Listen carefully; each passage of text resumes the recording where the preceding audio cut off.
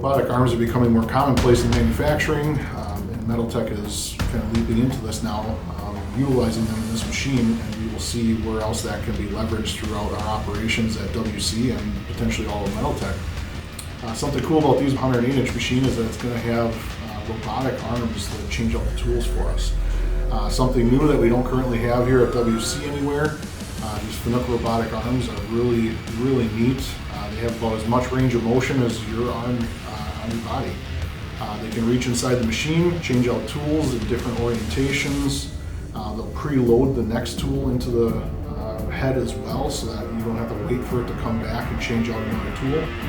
Just knowing that there's a greater productivity increase with having tool changers on the machines. Again, like the Doosan's, you're able to continue running the part without having to stop and change out any of those tools. So our operators will not be having to climb inside the machine to do this. It saves some of the strain on your shoulder and elbow from having to use the wrench to change out these tools.